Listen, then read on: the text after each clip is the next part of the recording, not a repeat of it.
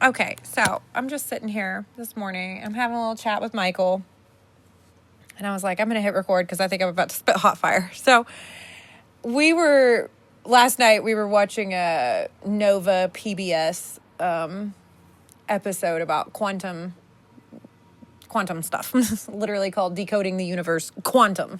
It's about quantum physics. Right now they're talking about quantum entanglement. I fell asleep during it, not because I was bored, but because quantum physics relaxed me. And I'm like, ooh, fun things, not the most inane shit known to mortal kind. So anyways, I got really vibey. It was also 40 minutes in. I was tired, fell asleep. So we were finishing it this morning. And I was remembering just especially in 2021 and stuff, I was doing a lot of learning. I did a mythology class, even though I was I'm excessively well-versed in Greek mythology because I've independently studied it for many years. And lifetimes, and all the breadcrumb trails, and all those things. But I took a class. I took a college course in mythology in 2021 that I actually paid for, and it was not for a degree or anything. I did get a certificate with it, but I never did anything with the certificate. But I literally just wanted to take a class. I wanted to learn, right? And something that I think a lot of people, maybe particularly who have been in the online spaces and the toxicity of the TikToks, I don't know. These people are all, they're all 2 steps up from an MLM at best. And they peaked in high school, okay? So, don't listen to them. But the point of this, what I was going to say is that people don't understand how much other people just want the information that you have. You have knowledge and information about something. That's it. That's really all you need right now, okay? People, there's this insanity running rampant in the coaching industry right now.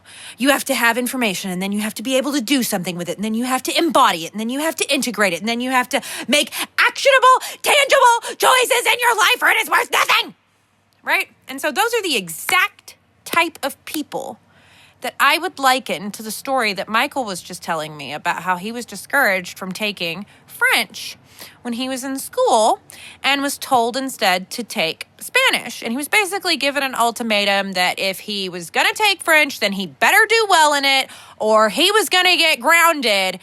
But if he took Spanish and he didn't do well in it, then there were no consequences.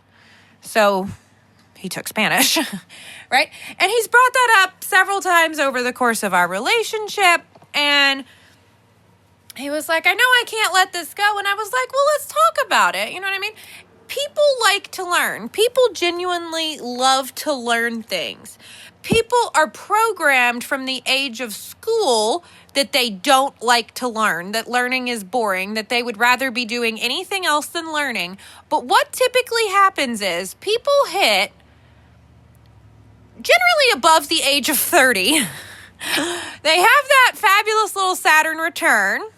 They integrate all of that in. They start to deprogram themselves from the bullshit arena that is high school and college. And that's all it is. Grades should not exist. Either you grasp the material and you can do something with it, or you do not. That's all there is. There's a reason why there's no grades in Witchery U, honey.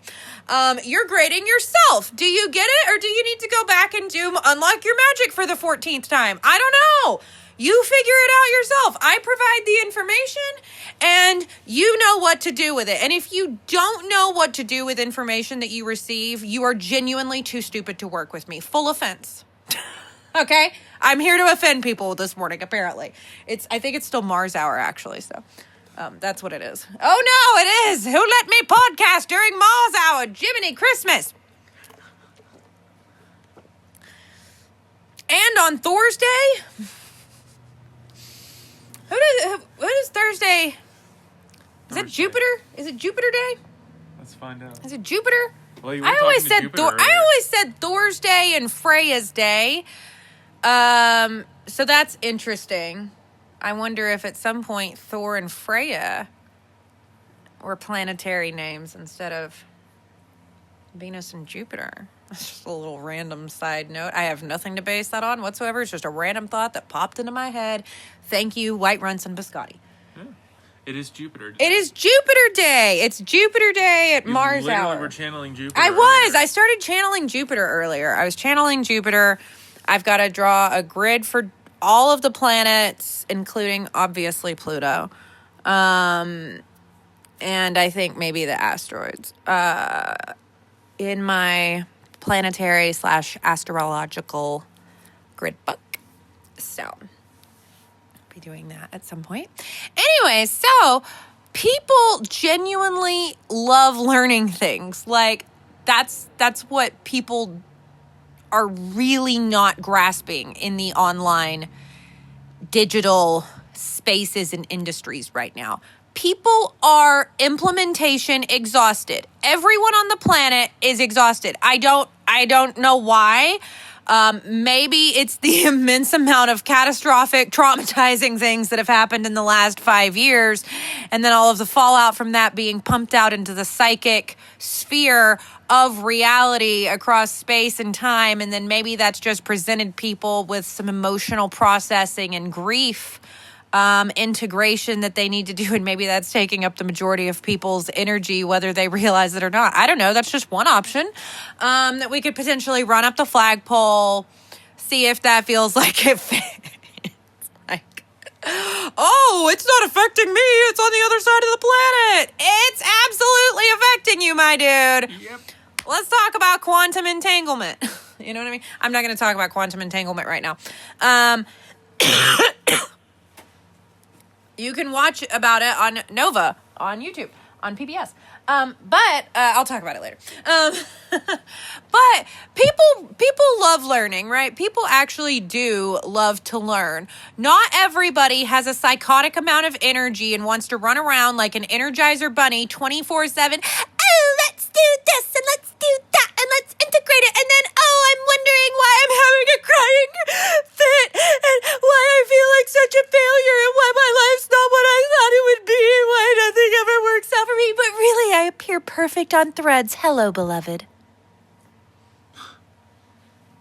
Now, I accomplished that little bit via my theater degree, but many people are actually out there all day, every day, doing that in this really psychotic coaching industry that exists currently online, right?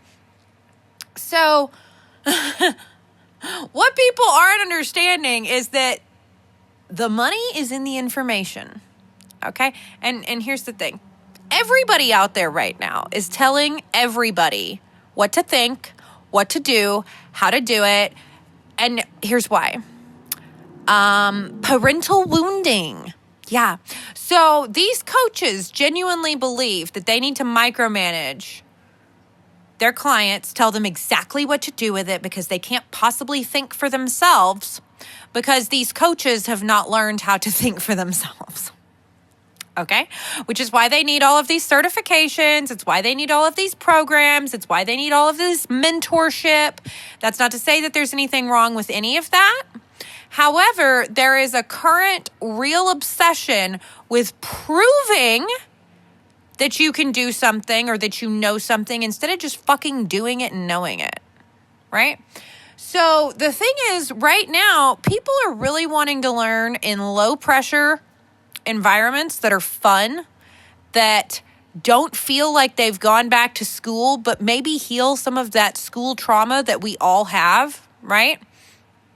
People want to, they want to be in really creative, really focused environments on information and vibes, not on a 10-step process and here's how you do it and here's 87 tests so that I can make sure as the authority that you grasp the information and I'm giving you permission now to go out and do something with it. And what this really boils down to is the split between authoritarianism and information being freely exchanged and then resonant things being done with that information. And those two are vastly different things. One of those is new paradigm, one of those is old paradigm. Okay? But the old paradigm is currently out here masquerading as the new paradigm in harem pants and yoga clothing. Right? And whatever the fuck else. So, I think we are about to see a massive decrease in people wanting to fuck with anything that mimics old school education, college certifications, anything like that. I think those are about to really, really fall out of popularity. And I think what we're about to see is the rise of people who are sharing information almost like very neutrally, right?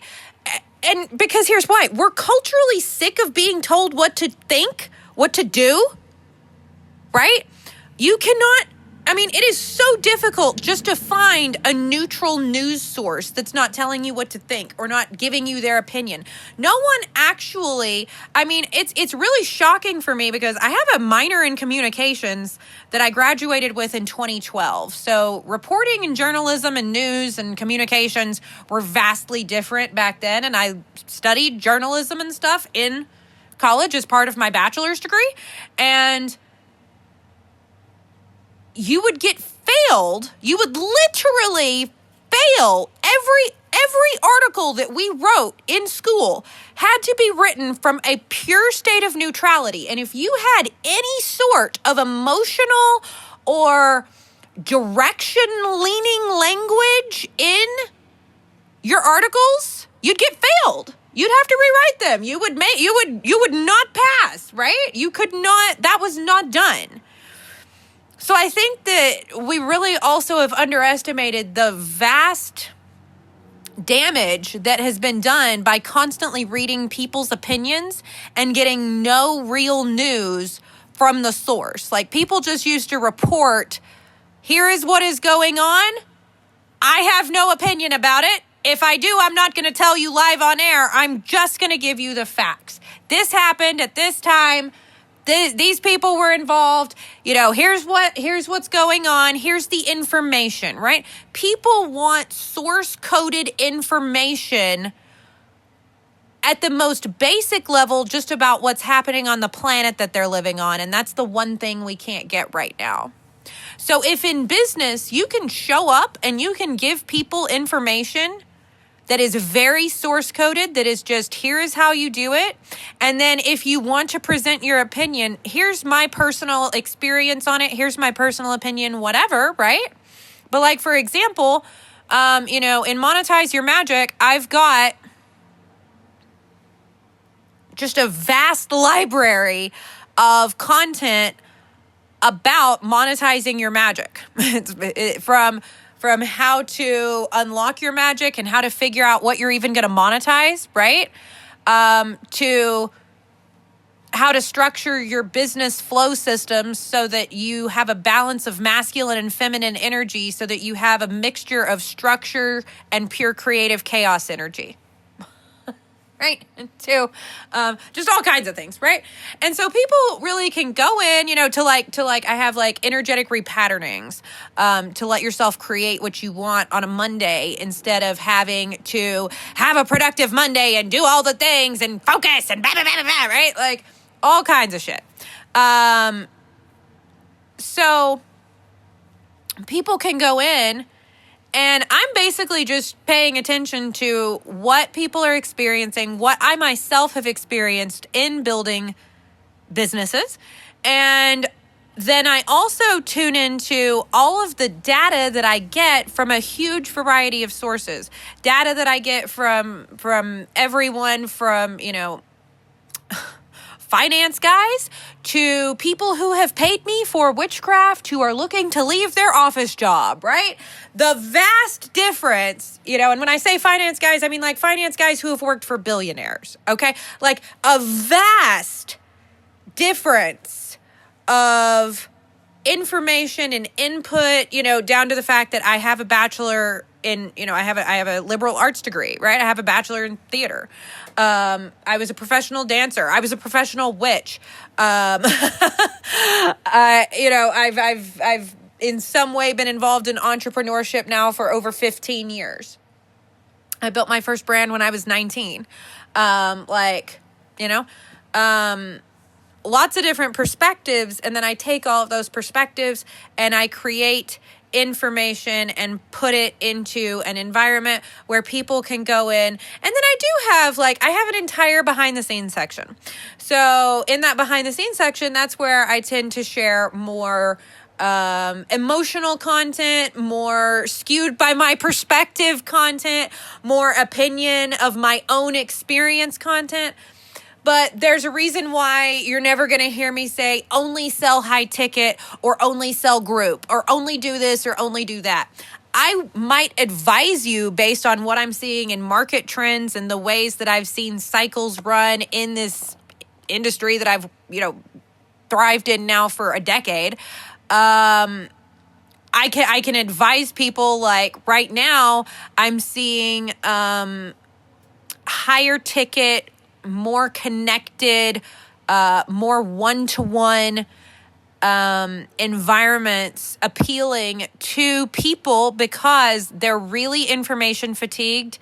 They're really energetically overwhelmed, and they need an environment to be seen, be guided, receive information, and build a connection with someone who really understands what they're experiencing, who they are as a person, what they have experienced, all of the things, right? Those more high touch, high connection, relationship driven, high ticket environments are thriving right as of this recording in August of 2025 because of just kind of the cultural and energetic environments that we're experiencing on the planet right now.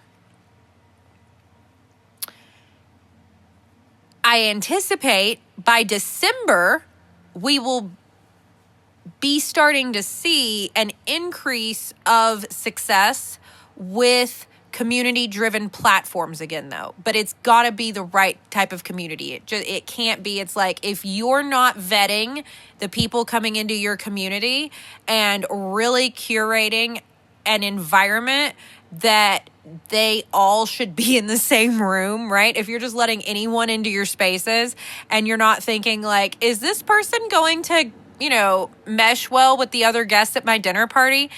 I think we're going to see just this this mass production, mass sold, fake community environment collapse on its feet by December to January of 2026. And I think that curated, well-matched, elegant, classy group environments are going to thrive.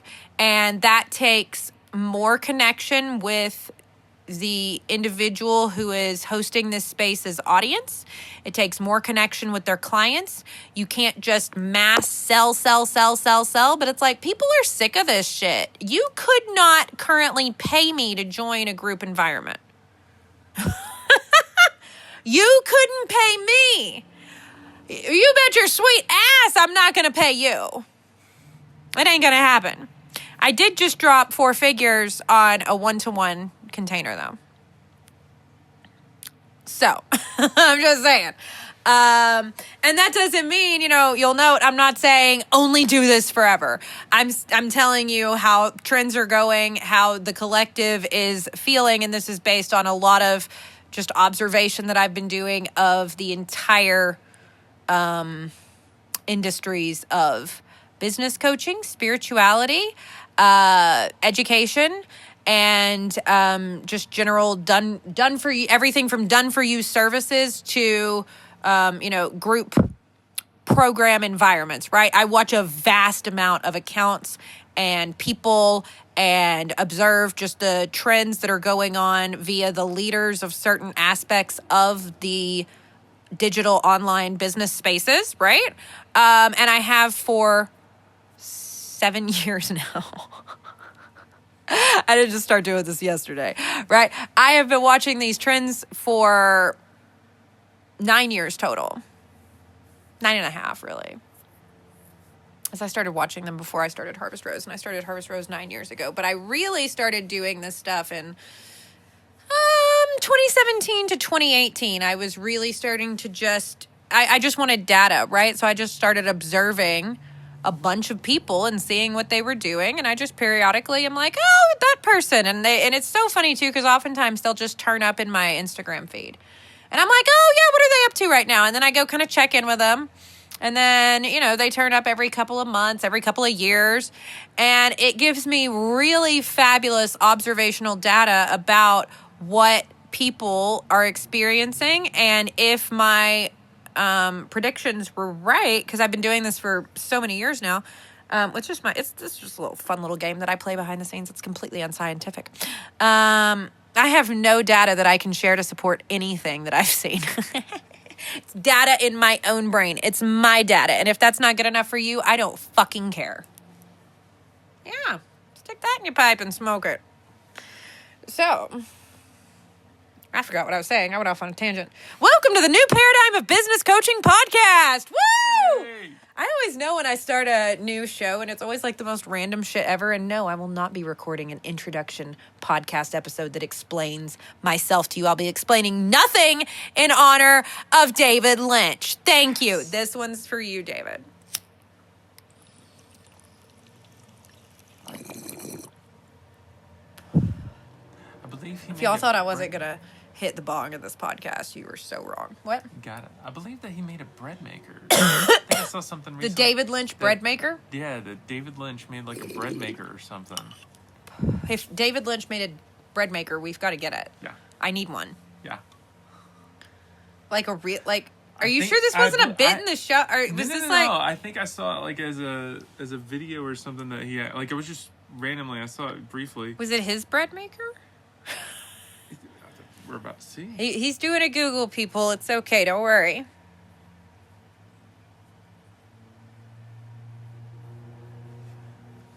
Coffee maker. Oh. Coffee maker. He made a coffee maker. Damn fine coffee. Yeah. I mean, that's branding, people. I didn't know, David. That's so hot. It's an espresso machine. What? And we've been wanting to get an espresso machine. We wanted an espresso machine. Oh, Daddy David Lynch, he leaves the best things. Mr. Coffee maker? Oh, no, I don't think that's a...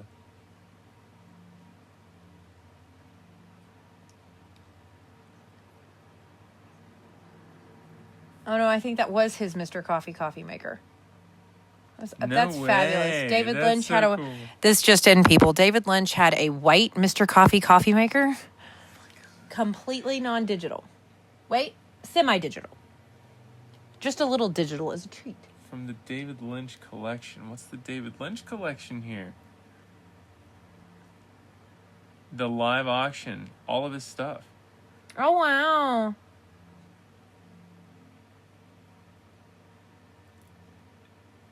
His espresso machine sold for $45,000. Holy shit. I mean, his Mr. Coffee maker sold for $4,500, so. Yeah. Just keep that in mind, people. If you're Hot iconic pink enough, velvet mid-century couch. your hot pink velvet mid-century couch could also sell for $11,700 if you're weird, explain nothing, I want and it. open portals via art, just like Daddy David Lynch. Yeah. Another Mr. Coffee maker. Oh, he seems to have had a few. No, went back. Oh. A little Back to- interlude. Coffee mugs. He had Wow. taxidermy deer heads. Velcro floor Like lamps. floor lamps. He had a matching set of 5. Art. Yeah, I mean, Signed art. wow. Prop menus. From Mulholland Drive. Scripts. For Wow. $104,000. Memorabilia. Ronnie Rocket, unfinished film script, $195,000. Wow. Yeah. So if you're out there telling yourself that no one can afford your stuff, I want you to just realize that someone out there paid $4,500 this summer. Someone out there this summer paid $4,500 for a white Mr. Coffee maker. Okay? Someone paid $11,700 for just the production slate. So you know that whole thing that you see in little... Yeah, literally. 11 grand. 11 grand for a 2007 production slate. Wow. Yeah.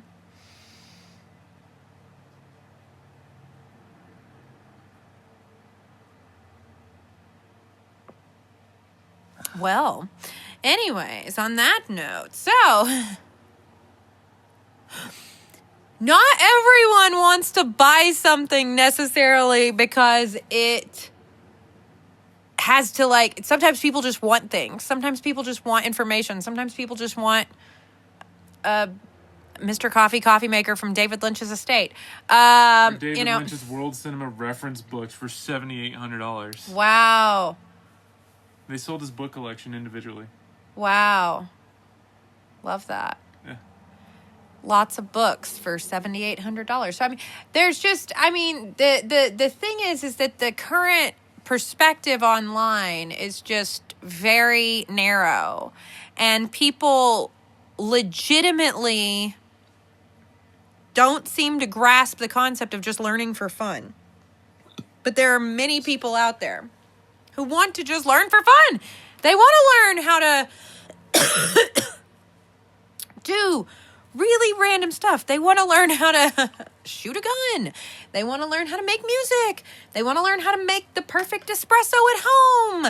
They want to learn the difference between this weed and this weed. They want to learn about tarot. They want to learn art. They want to learn how to garden. They want to learn how to arrange flowers. They want to learn about quantum physics. They want to learn about random stuff no one on this planet has even ever heard of because you channeled it. They want to learn it, right? People are very, I believe, hungry for knowledge.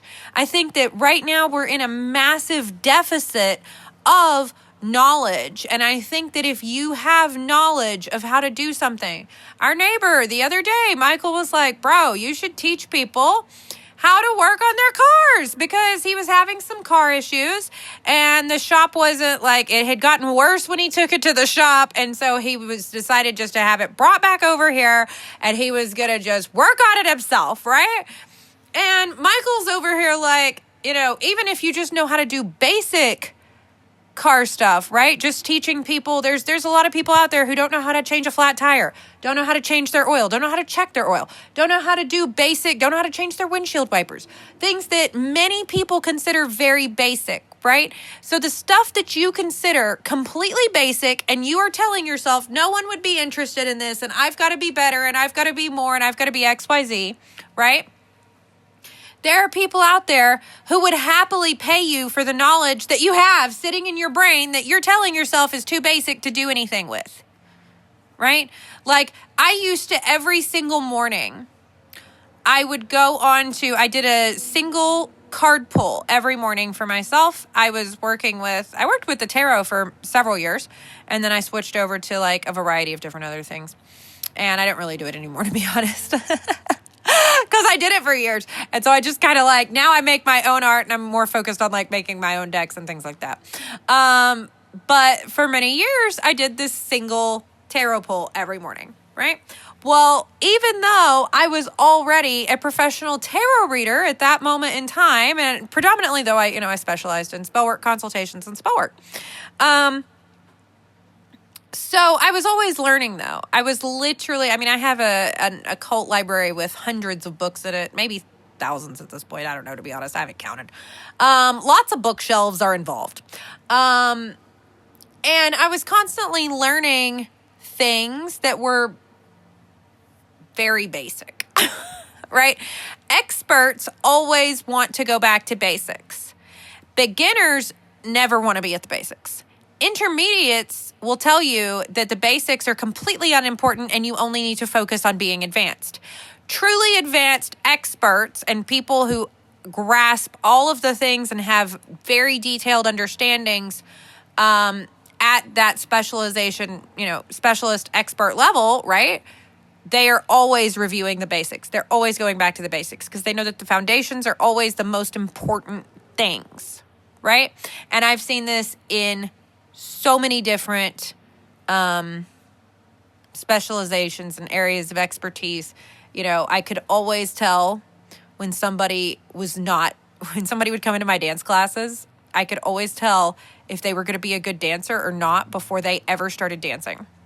Because there were markers of people who were really devoted to the dance and who had really studied and who were really there for dancing. And then there were markers of people who were there for attention, who were there for XYZ, and they were never good dancers. I'm just going to be honest. They were always technically deficient, and they were usually the loudest ones in the room. And I was noticing that, I was 20 over here, professionally teaching dance, right? And it happened every single time. The people who really knew their shit, they came in and they always had a set routine of stuff that they would do before dance class. They were always quieter. They were more focusing on themselves, on their energy, on their bodies, on getting themselves warmed up. I could tell when somebody who had taken dance classes, and not just taken dance classes to tell people that they took dance classes, but had taken dance classes as a serious student of dance. I could always tell when somebody like that came into my classes.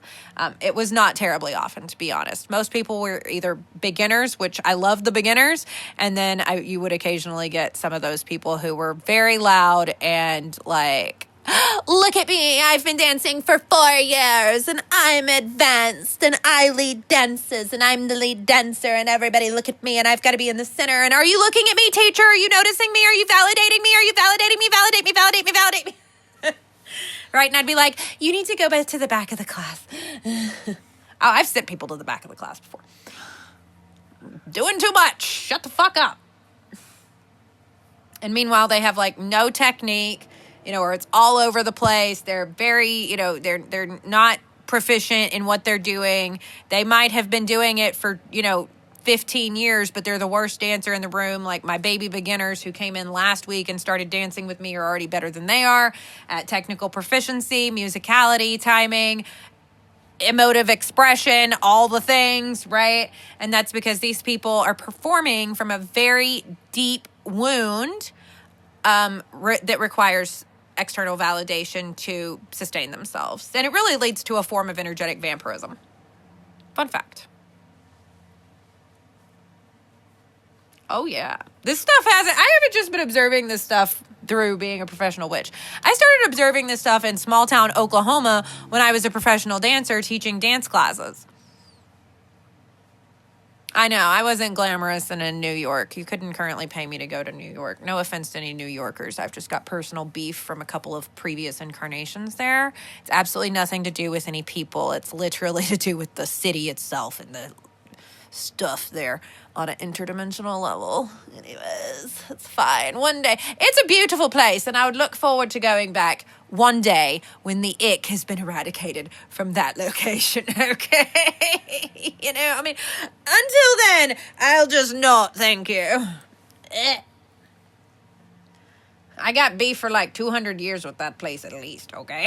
I got beef with the city, y'all. I do. No, I'm kidding. I do feel bad for the consciousness that is that city. It's kind of trapped right now, but that's fine. It'll get free one day. No big deal. Anyways. It's very interesting how people never think about the fact that when you create something, it then has a consciousness. I mean, people are literally, and they're wearing spells on all their I Love New York shirts and everything. I mean, they're just feeding the egregore that is New York. Yeah. Oh, y'all didn't know cities could create egregores of themselves, did you? Shit.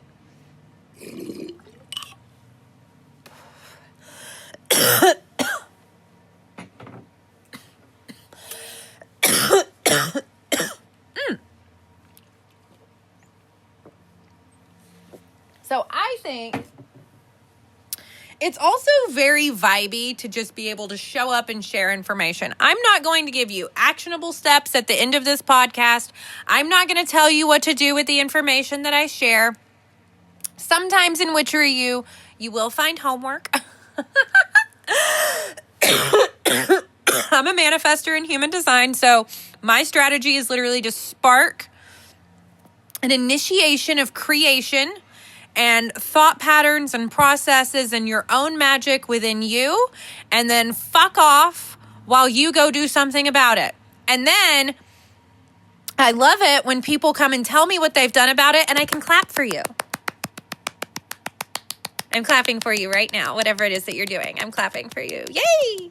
You're doing the thing! You're so fucking fabulous! You're a multidimensional baddie! And if those two words interest you, you should listen to my other podcast, the Multidimensional Baddie podcast, where I talk about really weird shit.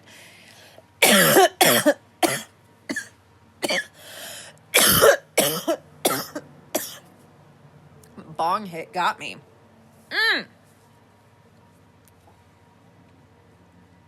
Information. I'm telling you, information's where it's at.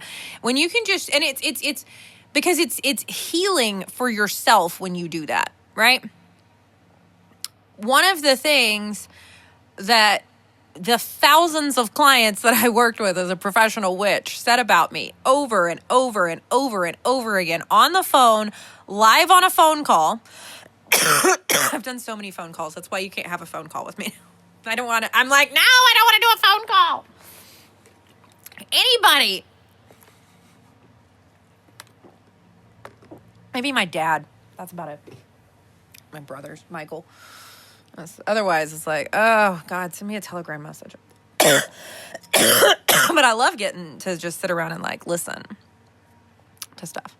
Because I don't have to respond, so I can just, like, vibe and chill. And then I can respond in my own time with my own thoughts, like, in a settled pace. I love it. Anyways.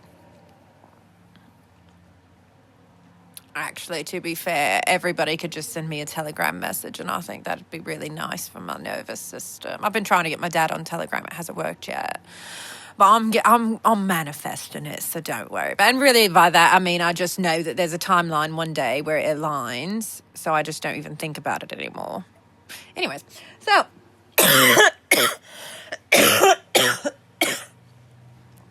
It's great because you can message people whenever is convenient for you, and then they can listen when it's convenient for them. And then this is also why I like to pre-record all my stuff now, because it's like I can record it when it's convenient for me. And then my clients and my students and my people can listen to it when it's convenient for them. And then we get this really fabulous asynchronous time situation where people are getting to consume the information that is perfect for them in the timing that is perfect for them, and you have no stress about it. So that's kind of the other piece of this is, I think something that's really untapped right now, really cutting edge, and I've seen immense success with it over the last year, is pre-recorded and asynchronous timing in my containers only. You cannot book a live session with me. No one can get a live session with me. It does not happen. You cannot, there is not a number that you could pay me that I would be enticed to show up live at this moment in my career. It's just not going to happen. It's just, I don't need to. I don't want to. It's not a vibe for me, and I don't like it. I think it puts a lot of undue pressure on people to be live. And being live creates a portal. So whoever is tuning into your live is going to be entering into that portal with you. Which basically means they're going to be live in your space. So if you're finding that you're hosting live trainings with 1,000 people and you're drained for a week afterwards, it's because you opened a portal that had 1,000 people's energy that may or may not like you, that may or may not be in resonance with you, that may or may not be energy vampires, that may or may not be copying your every word so that they can go out, change the copy slightly, and then post it all for themselves and act like it's their shit. And even just that threat that we all know that is kind of looming over, right? it just puts you into a frequency. You know, we had been doing live streams with Club Witchery, which was just fun little playlists that I put together for the different moon signs, and Michael was making some fabulous visuals, and we were really enjoying it. It was really fun. It was a fun way to be like social, but in, you know, our own spaces with people across the globe that tune in, right? That are people that we work with, students, clients, whatever. And we haven't done one in several weeks because I just was getting so drained from having this live portal open. I think what we're going to look at doing is maybe some live premieres of stuff, but I'm just pretty uninclined to live stream right now because it was really draining, and I was getting astrally and energetically attacked a lot surrounding these live streams. It was really strange. Not even during the live stream. Once the live stream got started, it was fine. It was prior to or day of. Even when I wasn't telling anybody that we were going to go live, even just like us talking about it was enough, it seemed, to set that trigger point off, and it was very strange. So quite frankly, it's just like not worth it to me to like, I like to choose my battles, and I'm like, bro, I can get so much more done if I don't do this one thing right now. So it's fine. I also was noticing though that like there would be like 1 to 5 people who would kind of pop on. It was never more than like 10 people who were watching. As I wasn't doing a lot of promotion. I only have like 288 subscribers right now on YouTube because I've just never put anything into YouTube. And it was mostly just the people that like we are actively working with, who would come to the live streams. But there would always be just a small, you know, like I said, 1 to 5 people more than would ever talk. Then really like, you know, no one would ever say anything. And the live chat was always pretty poppin'. No one would ever say anything. We wouldn't know who they were. It wouldn't make sense from like who was in Witchery U and who was like it just never made sense. And yeah, you know, it could have just been 1 to 5 of those random, you know, subscribers. But it was just enough to like, you don't know where that energy's going. You don't know who's in your energy. You don't know who's seeing the things that you're saying. And it's just like that uncertainty enough, like alone is enough to open you up to all kinds of bullshit vibrationally that can then come in and fuck with you, even if nothing's really kind of going on, right? And I'm real good at shielding, okay? I'm real good at my job. I'm really good at magic. I'm really good at vibrational reality. I've literally never seen anyone, and I've looked for someone that can do what I can do on the astral plane. I've never found anyone that can. I found people who can do really fabulous things of their own. I am just really OP when it comes to protection and battle magic and calibration of portals for non-overlapping interference and a variety of things. I'm kind of a badass, right? And on purpose, but, you know, also quite by accident. I just wanted to work in health insurance, to be honest, which I think is funny. But yeah, it was like I was having to get out like everything just to do a fucking live stream. Like I was like, bro, this ain't worth it. This is not. Are you kidding me right now? Like, I don't know why y'all so mad about my little playlist, but fuck off, you know? Because it's just, again, pick your battles, right? Like, work smarter, not harder. I've never found an actual business reason to do a live stream. Doing live streams has never made me more money. Full disclosure. I used to host a live stream weekly show on Instagram and YouTube in 2019. It did not make me any more money. I actually started making more money when I stopped doing the show. Because I suddenly had all this energy. Because I was averaging anywhere from like 150 to 300 to 500 viewers on that show a week.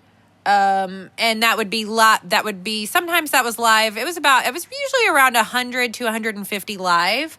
And then subsequent views would be anywhere from an additional like 300 to 500 usually. Sometimes more between the two platforms when we were doing both Instagram and YouTube. I can't remember the exact metrics because that has been a long time. But that's about I remember seeing how many people would be on Instagram, just like the little viewer count. I remember seeing that. And it would be, some weeks I remember it being like 70 to 80, but I remember most weeks it being like 113 to 143 on average. So that was, it was, and that's, 143 people is a decent amount of people. If you had that amount of people in a room, in a physical room, if you were in a room with 143 people who all wanted to talk to you, how would you feel? You know what I mean? I don't like to have parties over 15 people. I'm an intimate dinner party kind of girl, right? I am not. So that tells me something about my spaces. That tells me something about how I like to do things. And people are really also doing business in ways that's very unhealthy for them. People have, again, this psychotic coaching industry has program people that everyone should feel completely normal and great having 1,000 people in their room. And if you don't, there's something wrong with you and you need to fix yourself. Peasant, right? Except, what fucking queen is in a room with 1,000 people? I'm sorry. Have you ever seen a monarch in a room with 1,000 people? I'm sorry. I guess I missed the Queen of England stadium shows. Bet she had some bangers though. You know what I mean? Like that's the problem. People have really mistaken the concept of a monarch and a leader and a guide, which is what a monarch is supposed to be, right? We haven't gotten a lot of that with royalty on this planet, but royalty is supposed to be a guide and a leader and someone who holds the frequency of their people above all else.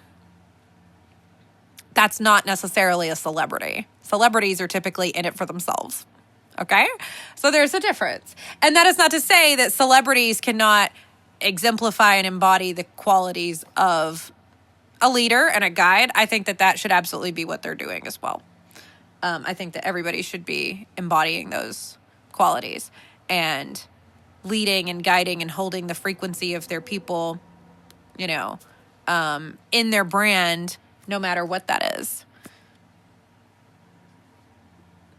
It's a little bit better than just, I get paid to exist because I'm so fabulous and you want to be around me. Wow. Regina George. Okay. Damn. Didn't know we had a Regina in the house. Anyways, masquerading as some of those big business coaches out there. Oh, shit. The narcissism is very real with these people, okay? And also, if you've never looked into cult mechanics, if you've never looked into the ways that cults function, I highly recommend Googling cult mechanics. How do cults function? What are the principles that a cult functions on? There are all kinds of articles out there written by people with lots of credentials that are going to give you some fabulous views at how coaching programs, religious groups, families, social groups and clubs, and all sorts of things actually have the exact same psychological mechanics and effects as cults. It's really wild. It's a little rabbit hole. I recommend you go down it. Maybe see a therapist afterwards or during. Highly recommend. But vet your therapists and always interview them and always make sure that their energetic, metaphysical, and world views at least are open and accepting of yours. I worked with a fabulous therapist for 6 years. And from the beginning, I said the wildest shit because I was a professional witch, right? So I said the wildest shit known to man. in my sessions, I did not hold back. I said stuff to her that'll never be said on the internet. And I made sure that we could have that sort of relationship, or I was not going to pay her $125 fucking dollars a week. And so remember, you have power in your healthcare. You have power in your mental health care. You are paying them. They are working for you. And you are here to vet them and make sure that you are in resonance. Otherwise, you will be going elsewhere. And it's like, no shade, no hate, but this is a fucking job interview. And if people actually did that with their healthcare providers and professionals, with the people that they work with, right, and actually made sure that they fully felt like they were in resonance with that person, we would not have all of the matrices that we see in healthcare, business, finance, schooling, education, cultural connectivity, and a variety of other relationships, religion, etc., etc. So anyways, there's just a little, so do you see how I just did that? I gave you a buttload of information, but I didn't really give you a personal opinion on any of it. I just told you where to go to find out more and what to look for, right? And I really like to do that. I'm not going to say that I'm never going to have emotions, because I do. I'm a person. I'm allowed. Oh, yay. But when you can just show up and give people information that they can then follow their own rabbit hole, people are smart. People are so much smarter than the internet has given them credit for. These people who have created these massive internet media monsters, they think everybody's very stupid, because they are. Which is why you don't find like a ton of, like, I've never seen quantum physicists arguing on threads. Yeah.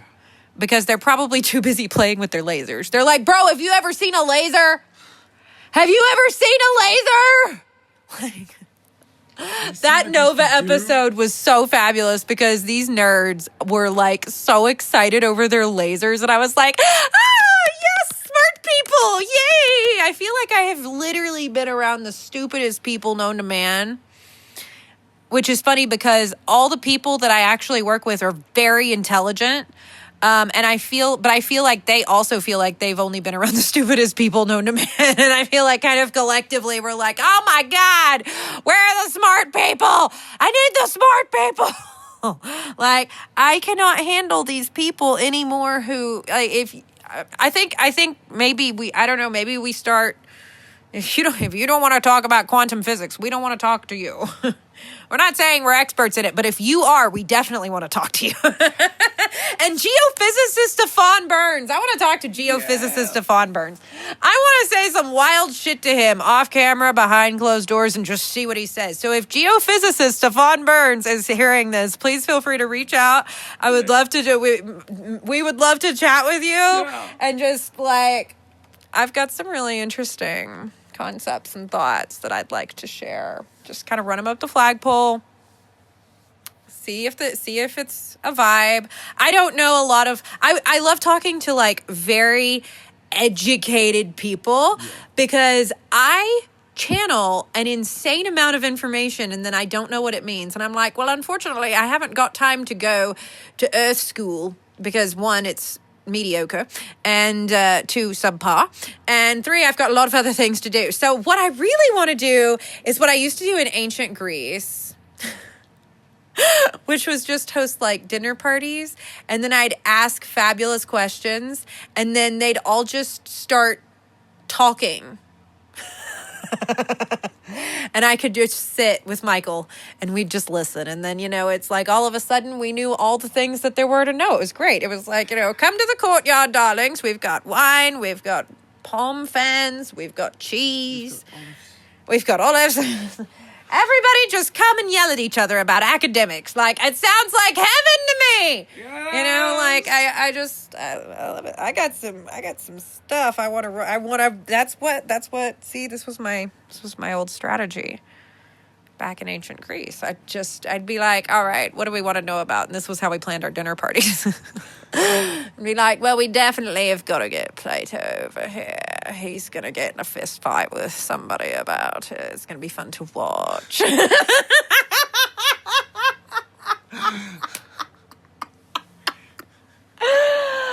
No, the philosophers always wanted to throw hands. It was really funny. It's also really funny how they've embraced like all of the scientists and healers and really smart people, except for the philosophers from academia, history on this planet. But if you were there, you remember them. You probably went out with a few of them. Let's be real, right? Here's something people never talk about in past life stuff. Just tuning into like the people you went out with that you didn't like. That'll tell you so much. Tuning into the gossip. What's the gossip you knew in 868? What was the tea in the town? When you went into the town square, what was the tea? Right? Because this is the real shit. This is the real shit that you actually experience. It's the culture codes. It's the real stuff that you experience. You know, what were the clothes like? That's like my go-to when it comes to dating one of my own memories on Earth. What were the clothes like? And when I'm looking at off-planet experiences, I also look at what are the clothes like, because the clothes everywhere tell me where I am. Because clothes in Aldebaran are vastly different than the clothes in Andromeda 1. And Hydra. And Andromeda 2. And all of the different locations in Andromeda 2, because there's a ton. And then the clothes in parts of Orion are different than other parts of Orion. And there's clothing lots of places, people. Fabric is a thing. I mean, have you ever heard of the fabric of reality? I mean, fabric of space and time. Yeah, I mean, like, they call them these words for a reason. Culture codes are everywhere if you just bother to tune in. So it's a concept that we have that one can do. If you happen to see a word repeating multiple locations, it's never just a coincidence. There's a little, you can track concepts and thoughts through space and time. I think that the answer for everyone is to just get very nerdy. That's also a thing, especially in, this AI bullshit age, right? AI is not very smart, I've learned. It's not smarter than me. It's actually like, I feel like I'm talking to a 5th grader, maybe, max. Every time I interface, even with custom builds that people have done, it's like talking to a 5th grader at max. I think as a 5th grader myself, I believe I was more intelligent personally. And I imagine that all of you were as well. It's really dumbing us down, and it's like a virus that's coming in and just taking hold of our third eye and like, right? And it's not what we had in Orion, people. Okay, so I know it seems like that, and please, if you're out there working on something that is like we had in Orion, in the belt, in the labs, if you know, then that's fabulous. Full support. OpenAI, not the vibe. Thank you.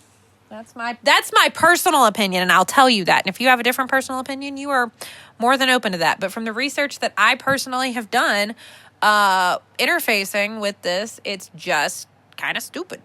That's my personal opinion. It's stupid.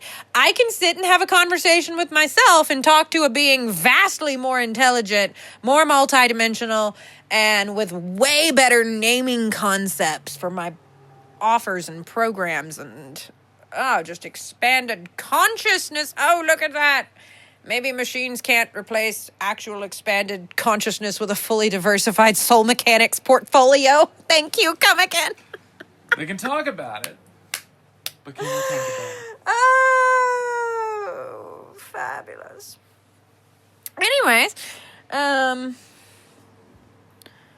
that's a string of words used by a colleague of mine, but I threw the diversification pod and called it a portfolio.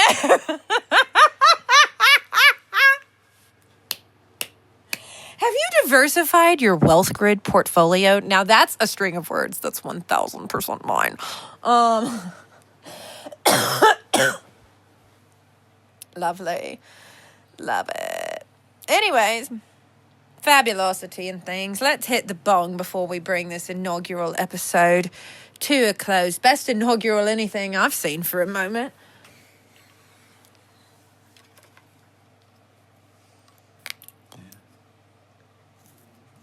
feel like you used to get like bowls, you know, I mean, like, you know, like dancing bowls, you know, a bowl, a fabulous bowl for everything. Nobody has balls anymore.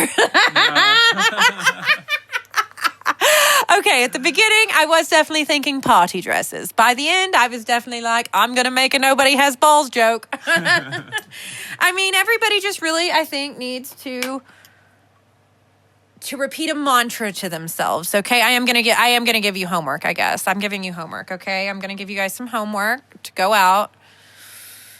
Tune in, okay? I want you to repeat the mantra that I'm about to give you every time you doubt yourself, every time you think your ideas are stupid, every time you're like, nobody wants to know this, every time a bot kicks in and is like, that's dumb, and here's why, and whatever, right? I want you to repeat this sacred, ancient,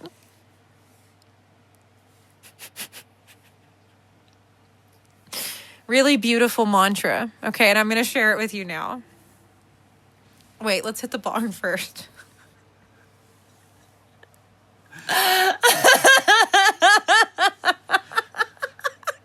I'm just laughing with joy because I'm a sacred mystic, and you're going to absolutely agree when you hear this mantra. Oh, hilarity and ridiculousness.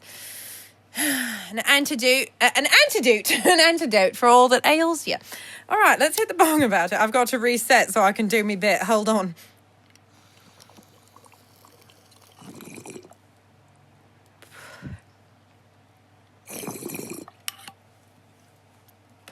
All right.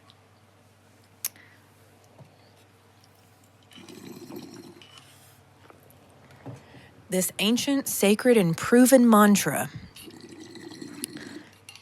to elevate your business, brand, and frequency, okay? Anytime the ick tries to tell you anything, I want you to repeat to yourself, the lion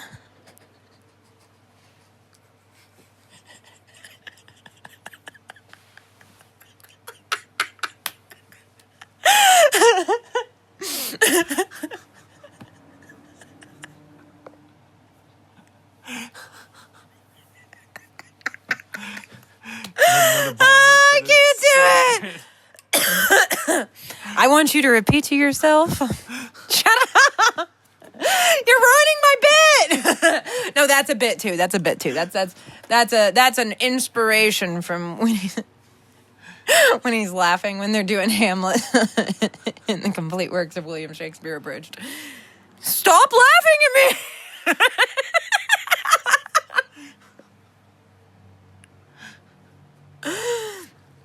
All right, the ancient, sacred, and something or other mantra. I've lost the vibe.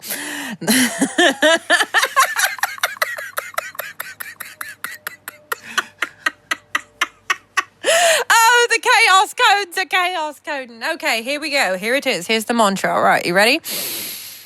I want you to repeat to yourself. The lion, the witch, and the audacity of this bitch. And I want you to know that you are, in fact, that bitch and that witch, okay? Oh, thank you. I did it. I got it out. I'm sorry. I've had enough with all these people like, it's not ancient. Yeah, neither is my bong, but I still love it.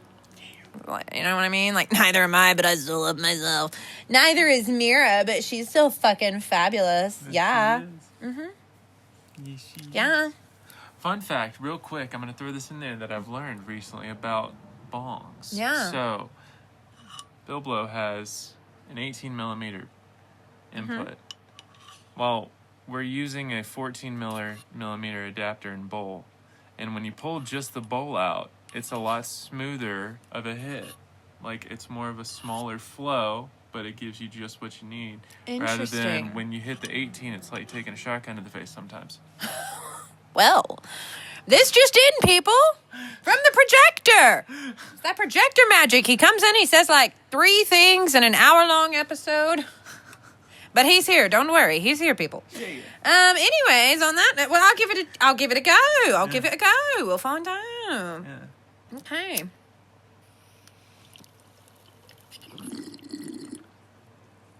Oh, it's dainty, yeah. Yeah, it's like drinking from a water fountain rather than drinking straight from the river as it's flowing really far. I was thinking it's like a champagne glass instead of drinking it from the bottle. Yeah. Literally. Things we didn't know. Maybe this is why I accidentally broke the 18 bowl. Maybe. So we could have this experience right here. See? Spooky action at a distance. Everything literally comes back to quantum physics. On that note, talk to you in the next show.